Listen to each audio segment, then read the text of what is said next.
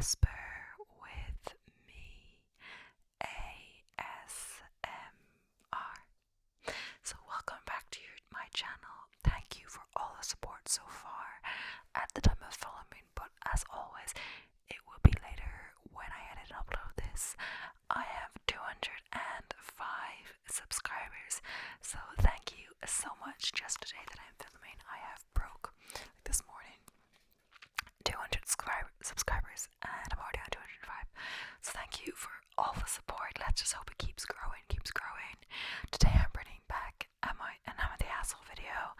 I haven't filmed one in a while because I started the true crime and those are more popular again.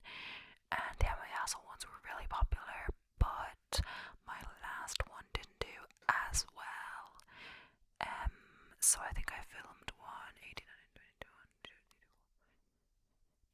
I think it's been over 2 weeks since I've uploaded one, and yeah, so it will be a while after, a few days after I upload this one, unless I decide to do it today, which I guess I could do. I'm free to do it. Once I film it, I can edit them in any order. There's no really reason to edit in any different order. I can just try to do it chronologically, whichever one I film first, just for convenience sake. But yeah, again, sorry if my eye, I don't know, it feels really bright. It started watering earlier for no reason. But yeah, I have 10 questions up on the screen. I can get more up if I get through them too fast. But yeah, I'll just be reading through them. Some of them look kind of long. Oh, that first one's quite long. But yeah, let's just get straight into it. If I have any read some of the comments maybe, and maybe see what I think, but I don't want to start judging people. So yeah, thank you so much for the support, and let's get straight into the video. So the first one, I haven't really read any of these. Some of them I've read the title as I was doing it. My eyes glanced it. It seems to, and all of these are kind of recent, so I don't think any of them actually, when it judges you asshole or not the asshole, that's like after a day or something. I think all of these are recent. The oldest one out of the 10 is 9 hours ago, so a lot of people have been posting these at the weekend, because it's the weekend currently. So this one sounds like they're the asshole, but already. But who knows? We'll have to read it to see. Okay, this does seem, I don't know, honestly, but now we'll see. Am I the asshole for lying to my partner about having kids? Oh, lying to my partner about having kids and laughing about it. Already this sounds a bit like red flag, but we'll see. So I recently became engaged to my 34 female partner, and they are 35 male. We met on a dating app 3 years ago and hit it off from the start. 5 years ago,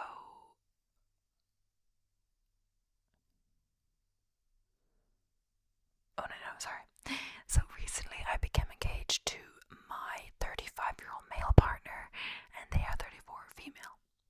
So this was obvious when I read the next bit. We met on a dating app 3 years ago and hit it off from the start. It said 5 years ago I got my fallopian tubes removed, so obviously female. I've known I don't want to give birth since I was 15 years old, and have never changed my mind. I always said that if a child came into my life, I'd love it, but I'm not actively seeking that out. On my dating profile, it explicitly states child-free and infertile verbatim. At the beginning of our relationship, my now fiance regularly referenced other things I put in my profile, so I assumed he'd read that part. And kids never came up in other convos. Well, last night he mentioned that I should consider stopping my birth control, since now we're engaged and given our ages we should start trying for kids. I honestly thought he was joking and laughed. He got frustrated and asked me why I thought it was funny, and I reminded him the second line of my dating profile said I was ostensibly infertile. He was shocked and called me a liar. I happen to remember that I sent a screenshot of my dating profile to a friend for review around that time, and pulled up the old convo with her to show him the time and date, and that indeed stated I was child-free. I told him I had my tubes taken out, so there was no chance of me getting pregnant without outside help. IVF is technically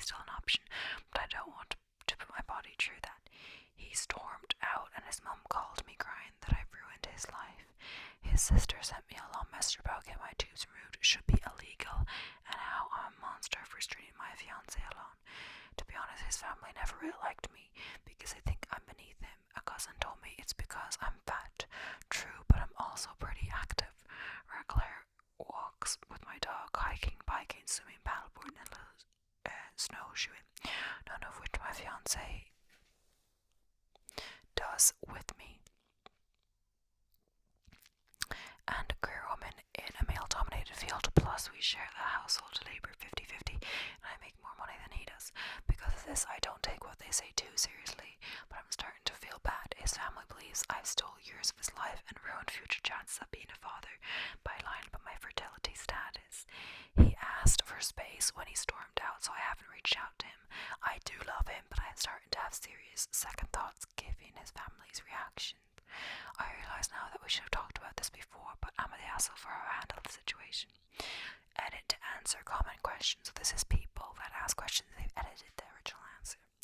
We have had convos about the future, but mostly about investments, housing, and careers. Every time we talked about housing, it's usually about how many rooms for hobbies, office, etc. We both have hobbies that take up a decent amount of space, so we discussed things like, what do we need a room for his musical instruments, or build him a studio shed in the yard. We wanted a fenced yard for my dog, a guest room, and a good kitchen for hosting family. He never mentioned room for kids in any of these discussions. We've talked about investing for retirement and how we want to manage that, but there was never any talks about college funds for kids or anything like that. I am on birth control, arm implant, last 5 years, and I'm on year 4, but only to help with my period flow and pain. We both got tested early in the relationship because he didn't like the feel of condoms, and I said as long as we were both clean, that was fine with me since I can't get pregnant anyway. He was excited about that, but I didn't explicitly mention my tubes being removed. I do have scars, but he never brought them up. My family knows about my procedure and is generally not very nosy to begin with, so it's not brought up at all. We spend very little time with his family because they live a 5-hour flight away, and since they don't like me, they do all communication through my fiance. I've only met them in person 5 to 6 times, and they don't engage a whole lot, which is probably best for me. I was texting my best friend, or BFF, about all this when she told me that he was present for a convo with her and her partner, where she brought up that I've had my tubes removed and how happy I was when I got it done. I wasn't there for that, so I can't speak to it, but she says she swears he was an active participant in the convo. I think you're all correct that I need to prepare for this to be the end. I'm willing to have an open convo with him when he's ready, but as many of you pointed out, him running to his family knowing how they already feel about me is unkind and sets a tone for our future disagreements. And someone says, yeah, how in the world did this never come up again in the 3 years of dating? Do people not talk about having kids, future goals? And someone says, I never brought it up. That's the original poster because I thought it was already established. We met on Tinder and it was a second line profile. For the down profile, I mentioned that I don't really like the texture of tomatoes, and he brought it up a few times without me saying anything aside from it being on my profile. Plus, our first date, he asked some good clarification questions about my profile, implying to me that he'd read it all. I guess I made the bad assumption that since he didn't print it up, it wasn't an issue.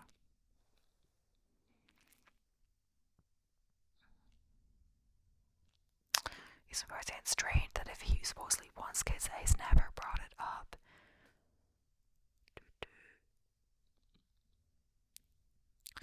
So, yeah, I thought, like, from the title of that, it says for lunch they were having kids and laughing about it.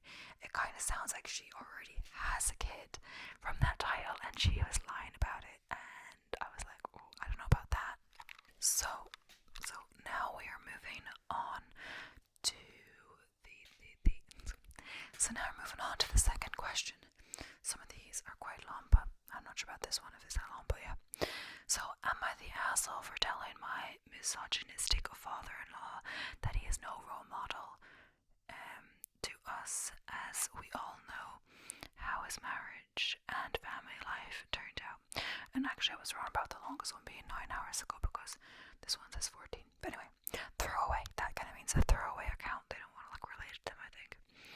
Me, female 30, and my husband, male 33, recently had a baby boy. My butt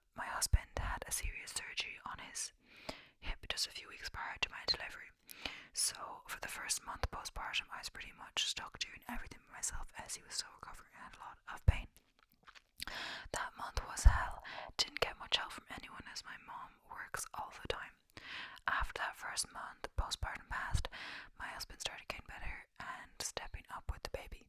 Now, for context, as far as my father-in-law goes, my husband doesn't have a great relationship with him. He cheated and neglected my mother-in-law, as in would go out for days at a time to get drunk with his friends, leaving her with 2 babies and no money for groceries. When husband was baby, to the point where my mother-in-law took both her kids and flew back to her home country.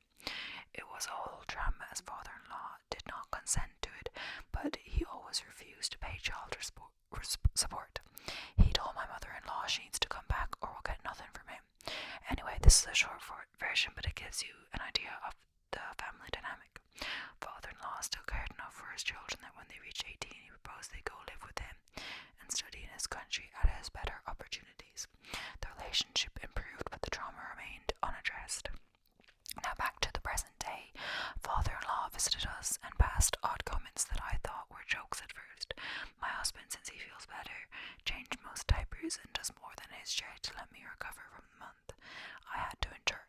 His dad picked up on that and would pass comments like, men are not supposed to work in the house and change diapers. To be honest, I was too tired to pay attention to it, but still, it got my attention. A few days later, I'm out for dinner with my girlfriends, and he calls my husband, and husband casually mentioned it. Father-in-law tells him I should stay home and be a mother. My husband has a strategy where he just ignores his stupid comments and lives his life however he wants. Sometime later, we see them at their place for a barbecue. He finds a way to mention that only women change diapers, etc. I kind of snapped and told him, is this the 50s? Also, knowing your family history will hold off from taking you as a parent and role model. He turned red, left the table, and been given the silent treatment since. So am I the asshole for pushing what I know to be a painful button? Someone says, not the asshole. And OMG, what a comeback on your part. He totally deserved it, honestly. And it's also not what you want to show your kid. He might be too young for now, but I doubt that father-in-law will stop his bullshit just as time passes by. You absolutely need these boundaries. The fact that he goes no contact. Maybe you need to wonder if it's not what's best for your family anyways, and he's just doing you a favor. But I understand that your partner might want to keep a relationship with him no matter the trauma. Wishing you all the best.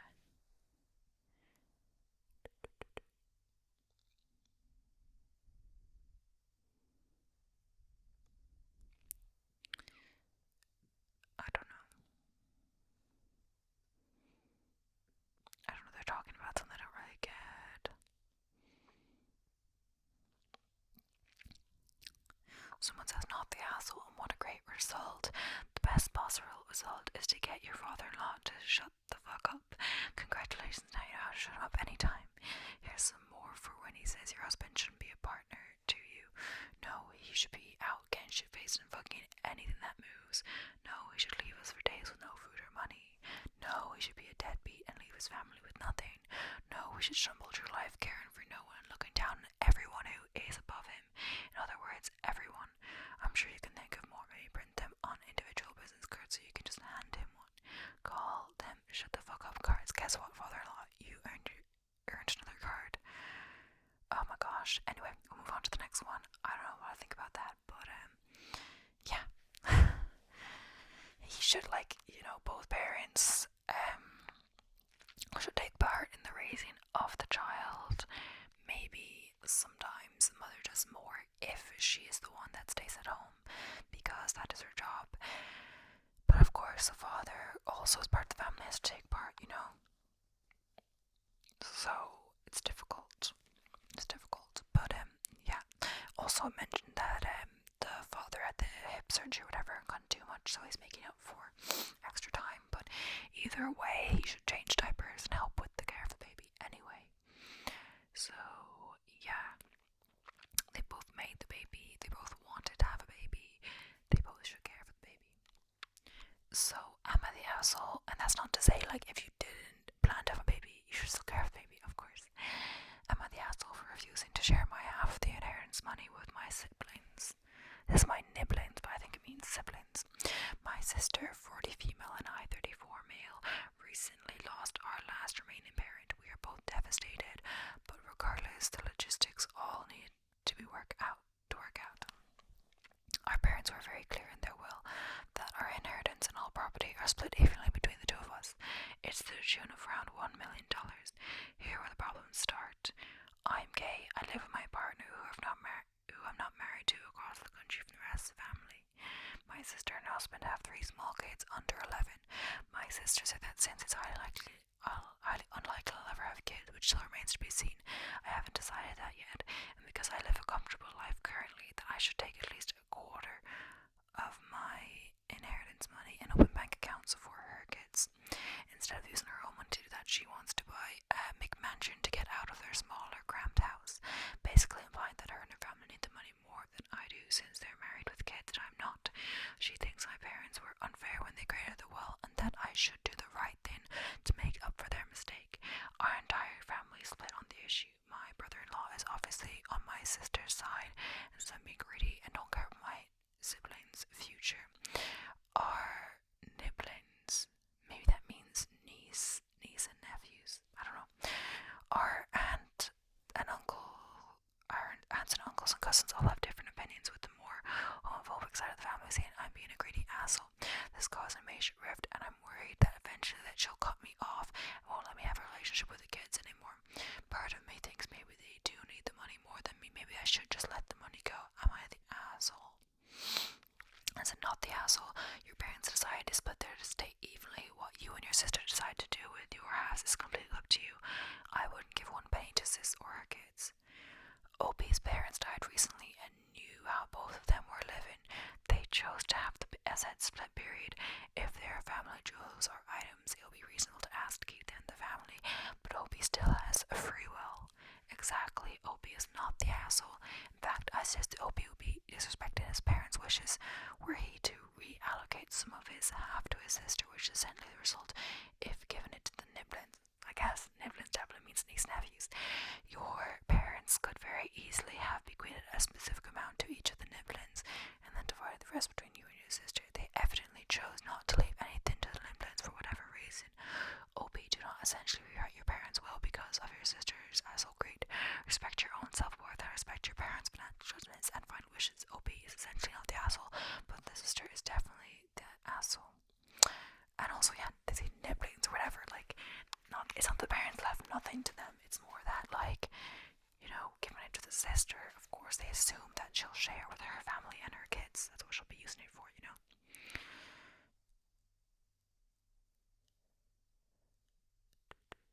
Yeah, I don't know, honestly. Yeah, I guess, and as well, the sister is kind of just assuming that because he's gay, he won't have kids, which, I mean, that's not like a fair assumption at all, because of course can still have kids if he's gay, and just because he's gay doesn't mean he doesn't want kids. So that's the harder process with adoption or whatever they want to go through, or one of them, yeah, whatever, I won't get into it, but, so, this one is from a parent, I think, yeah. Am I the asshole for getting my son a mini fridge and 2 locks for his room because his sister steals? I have 2 kids, 17 male and 16 female. Both of them have jobs. My kids are different in every way possible. My son usually saves his money, and when he does spend it, he's cheap with it. He has a lot of money saved from when he started working. He only spends large amounts around his birthday or Christmas for himself or for the family. He enjoys cooking, and he's a damn good cook. He has cooked for the family before. He has leftovers, and they're his unless he says otherwise. My daughter is the opposite. She buys a lot of stuff with her money. She still leaves enough saved over in case she needs to buy food at toiletries. She doesn't like cooking, so she eats what my wife or I cook. The issue is my daughter has been stealing from my son recently. She'll eat his leftovers, bring some to school. She goes into his room and wears his clothes or accessories to school. Her brother is, of course, upset by this. If she asked, he might have said yes, but she does in her defense for the food is that it's in the fridge, anyone can take from it. Her defense for the clothes that it fits her style better, and she can't find clothes like her brother wears. He's given her the sites it's from, but she hasn't brought clothes from there because it's pricey. My son came up to me upset and asked if he could get locks for his room. Some of the doors don't have locks. Now he's been saving up for a mini fridge. I decided that I'd pay for the mini fridge and get him the locks. He has 2 keys for his room now. My daughter is very clearly upset and hasn't said anything. My wife understands the mini fridge, but thinks the 2 locks is too much. She thinks it's treating our daughter like a criminal. My mother-in-law agrees with my wife. Am I the asshole? It says, thank you for the comments. I plan to talk to my wife about punishments. This is an edit, by the way. She lives any punishments I have given my daughter. If we can come to an agreement and punish her and she keeps stealing, I'll talk to her about therapy. So not the asshole. If your daughter doesn't want to be treated like a criminal, then she needs to stop acting like a criminal. She's literally stealing his clothing and food, and your wife is enabling her. I'm glad that you bought the locks and fridge for your son. It must be very unnerving for your son to realise that his sister has no problem stealing his belongings. It's only a matter of time until she'd have started stealing his money too, not the asshole. Yep, I was the same for my sister was the spender. She admits decades later she used to steal from me all the time, then gaslight me when I'd be upset over missing money. Teenagers can be assholes. And yeah, so yeah, it's difficult. Like, the son saves his money from his job and the sister spends, but then like she takes the clothes and she's too pricey. He saves his money to buy himself something nice for his birthday or whatever, so he should be able to enjoy it and wear it. And the food, regards the food, she's already eaten some when he's cooked for the whole family, I assume. The same thing, like when I cook for the family, we all eat the first night, but then I usually eat my own leftovers because, well, I'm vegan, so if they cook like meat the next night, then I'll just have my leftovers, vegan stuff, and whatever else. If someone wants something, they usually kind of ask if they can eat the leftovers, or if there's like a big amount, they'll just eat it anyway, and like whatever. But yeah, I guess I understand that it's annoying because, like, so I guess once you like cooking and you're good at cooking, like me, of course. But you just don't want to cook every day. It's time consuming, whatever. You want to be able to. I think the best thing about cooking sometimes is how when you have the food, you spend a while making the food, you have the food, everyone enjoys the food, but then again, you can have the next day, you can eat up the food without having to worry about having anything to eat, and you can have a nice healthy meal. I mean, considering the food you made was healthy.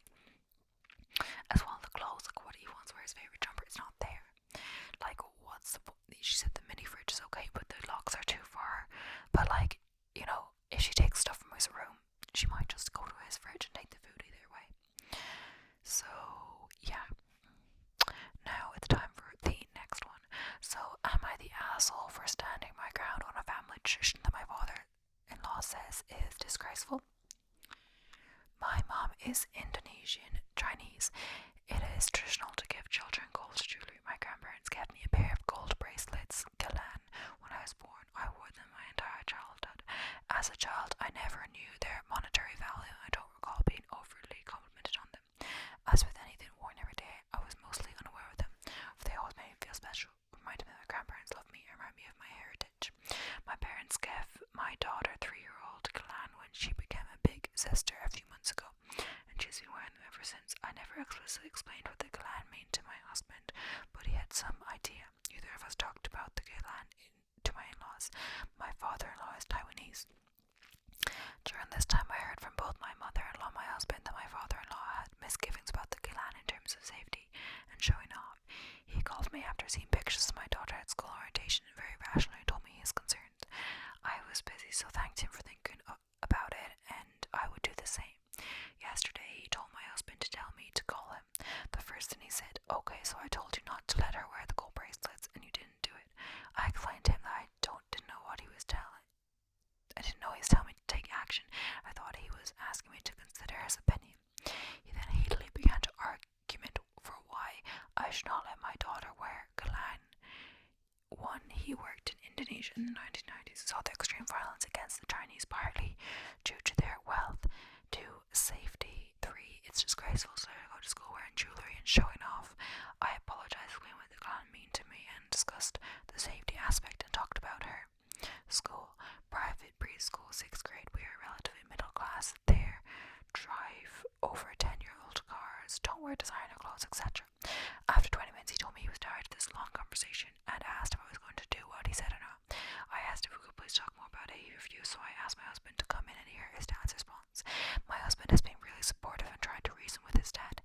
Father-in-law began saying things like, "You are a disappointment and all my efforts to raise you are a waste." My father-in-law made the ultimatum that if we don't take the clan off during school, that he nor my mother-in-law would see us anymore. My mother-in-law and husband have voiced they think he is being insane and support my decision. But they both hate confrontation, and I know they wish I could just obey to keep the peace. I feel that he's blowing this way out of proportion, but won't back down because at this point it's about control and having his children do what he says. Am I wrong to consider calling his bluff? Please give me your advice. Thank you for reading. And someone says, not the asshole, call his bluff. The thing is, your husband is on your side. Your father-in-law is being insecure. So, I thought of this. Okay, it was just like linking another Reddit post. Your father-in-law is being insecure. You spell. Oh, yeah, someone said you spell something wrong.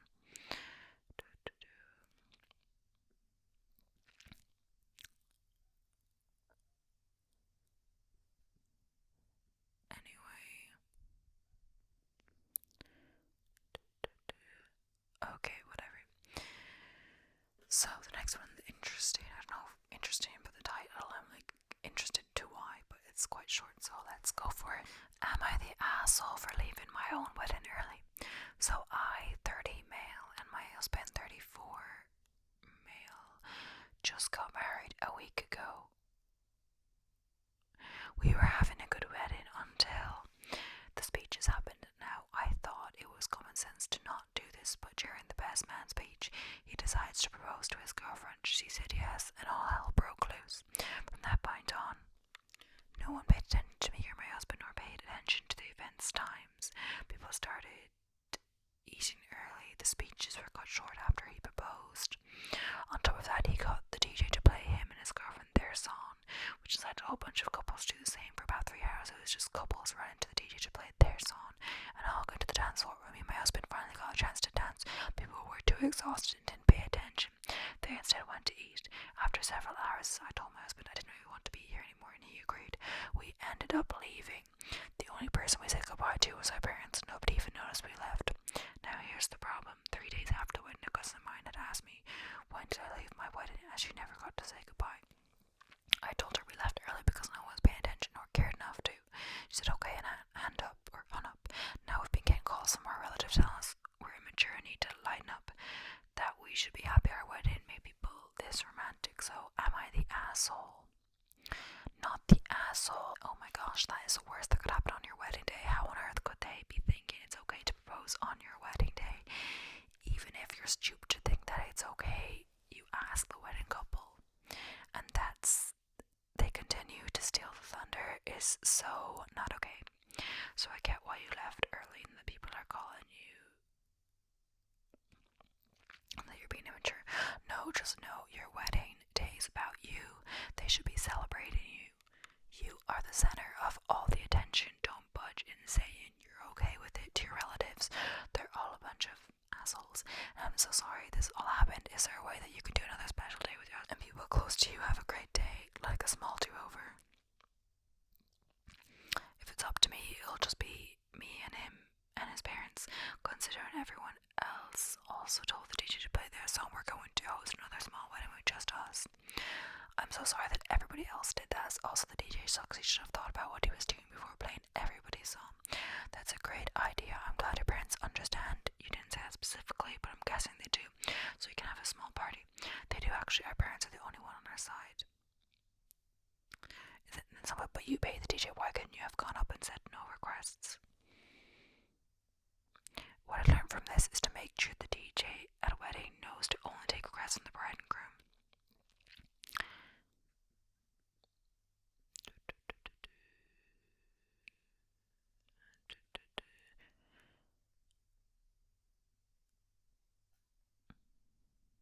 So, yeah. So now we're gonna get to another one. Am I the asshole for putting my niece in the same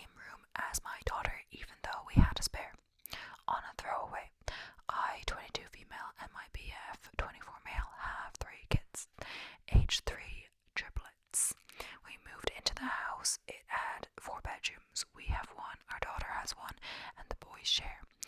And then a playroom for their toys. When they're older, one of the boys will move to the playroom, but they're still little. And I've read little kids should sleep in a minimal room with toys separate for better sleep. So we're doing that for now. My brother, 32 male, has a daughter, Lucy, 2 female. He and his wife married 2 years ago, but weren't able to go on honeymoon because Lucy was only a month old at the time. So they postponed it and things happened, so they're going now for their anniversary. They left yesterday for a week and I'm watching Lucy. They left in a hurry for their plane, so I took her things and unpacked. I put her in my daughter's room. It's a bit cramped, but for a week it'll do, and they don't spend all day in there anyway. We FaceTimed that night, right before her bedtime. I told them Lucy was sleeping with my daughter, and they didn't say anything to that, except they wanted to call after everyone was in bed. So we called again. They asked why Lucy had to share a room when they know the playroom is fine. I told them the playroom was very messy, my fault, and it was so cluttered and bright that Lucy might have trouble going to sleep, and my daughter still had a room, while the playroom would have to be emptied a bit to fit all her things. Edit, equipment was not good wording. I don't know when they said equipment, but whatever. But they demanded I move her tomorrow, and I should have known their daughter deserved to be by herself since she is at home. So today, while everyone was at preschool, so playgirl, I set up her things in there, but I'm wondering if it really was a super bad thing to do. I didn't think it would matter, so they never told me she was to be by herself, but again, they probably assumed. I don't know if I did something terrible because they were acting like it was, or if they're overacting. They've texted every couple of hours now to make sure I'm not forgetting things, and I've never done that before. They've never done that before when I watched her in the past, so maybe they don't trust me anymore. I don't know, am I the asshole? Before anyone asks, I don't want to get my BF involved because he's stressed enough with school and work. Not the asshole. She's a 2-year-old, she doesn't need her own room. Also, she's away from her parents and shouldn't be isolated for the happenings in your home. She'll do fine rooming with a big sister. The child you should be concerned about is your daughter. How did she react to having her cousin sleeping in the same room? Wouldn't volunteer to sit overnight again. The only concerns should include safety, security, and kindness. Too much food, sweets, shared room won't damage a child in a week. Parents have the wrong priorities. Yeah, what a crazy thing to be upset / worried about. What's next? Could only sleep on a mattress of clowns with a string quartet lullaby to sleep. I'm guessing they didn't send the kid with a crib or a toddler bed. They should be grateful for anything they get. And someone says, I have terrible insomnia, please send over that cloud bed and string quartet, which I thought was a little funny. And so it says, I need it when I'm done, there'll be a line or something. So yeah, kind of funny. I think this could be the last one, but I might do another one after this, but yeah. Am I the asshole, 23 female, for telling my siblings that we have to practice saving food for everyone else? My mom passed away 2 months ago. My fiance and I quickly became the sole guardians of my 3 younger siblings, 16, 14, and 11. As much as I love my mom, I know how hard it was growing up under her, and how we didn't have a lot. So when I left for college, I did feel guilty leaving my siblings there, knowing they wouldn't have much. But I did so for this very reason, so I could make enough money to get a house that allowed me to house all of them if needed. They understood why I had chosen to go away to college and didn't resent me for leaving them there, which I'm grateful for. Although I'm in the position where I feel my siblings can stay with me for however long they need to, I won't lie and say things haven't been hard, especially financially wise. I mean, I went from just caring for myself, my fiance and our 2 dogs, to care and clothing, housing, and feeding 3 children who need stability. It was a shock flipping to my world, and I'm just trying my best to do what's best for my siblings. However, one thing 3 teenagers can do is eat. I fully understand that we grew up in a household where we would have food one week and then be home dry the next 2 weeks, so we truly never knew what we'd eat. A full meal again outside of school. Yet that is not a worry my siblings have had to face. It takes some saving and budgeting. My fiance and I have come up with a way where we can spend $1,400 a month to fully stock up the house. I have had small conversations with my siblings need to be considerate of everyone in the house when it's regarding food, and tell them just take what makes them full and leave enough for others to be full as well. I understand the resources guardian mindset is very hard to get out of. I really do, but what else can I do? Things got bad when my fiance and I went grocery shopping at Costco on Thursday. We usually buy a few snacks for the kids to snack on or to take to school. We got Friday morning, and within less than 24 hours, all the chocolate chip cookies were gone, and it came in a bag of like 50. I called everyone down and explained to them that I will never restrict access to any food from them, or they need to be 100% consider everyone else in the house who also needed to have access to the same food and snacks as them. I told them we were going to start learning about portion control and saving food for others, and they all said that they understood, and that was sort of the gist of it all. The reason I asked him for the asshole because I went to my group for other people who have the same situation as me, and I talked about it. The group member told me that I was being a terrible person by controlling what they ate, and that I was going to give them an ED. I'm absolutely not trying to control their eating habits. I'm just trying to make sure everyone eats. I'm not the asshole. If I am, I'll absolutely apologize to them and find ways to help. So, not the asshole. Maybe you can reach out to the nearest food bank and supplement the food that you buy. Teenagers are very expensive to feed. Use the resources in your community to help. I donate regularly to my local food bank because I want people in my community to not have to worry about feeding their families. Families like yours are exactly why I donate.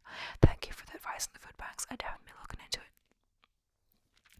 Mate, these kids don't need more food. Yes, kids are growing, eat a lot of food, but no one of them might eat 15-20 cookies in the span of 12 hours. And it's not just one of them. From your description, they each did this. You're doing a good thing here in taking in your siblings. No, you won't give them an eating disorder if you implement your plan. Unfortunately, you're out of your depth.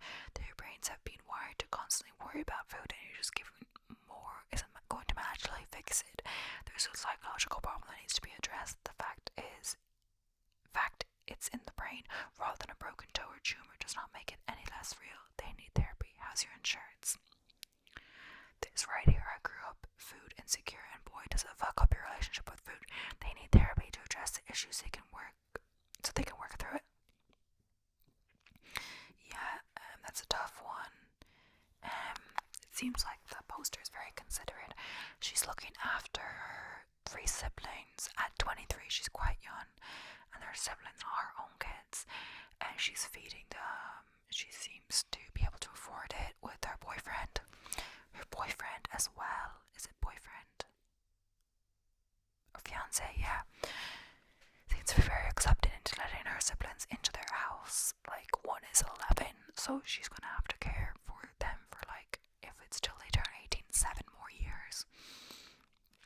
This time she might have wanted her own kids or whatever else. I mean, of course she can still have them, but yeah, she just says like it's getting expensive to feed them, and the snacks go quite fast, and she's saying just be considerate of other people in the household and just stop eating when you're full, which is a reasonable request for anyone. Like, I stop eating when I'm full, you know. She's not saying to stop eating before you're full, you know. And yeah, like, snacks aren't extra. Like, they're still eating their full meals. I'm sure they're fed well. They're used to not having enough food, so they bench, thinking that maybe it won't be there anymore. Maybe they think that once they eat it, it'll be refilled. But yeah, I don't know. It's a difficult one. But yeah, thank you so much. That's it for this video, I think. Thank you so much for watching. I hope you enjoyed it. Please don't forget to like, comment, and subscribe. Thank you again for all the support so far, and I'll see you in the next one. Bye for now.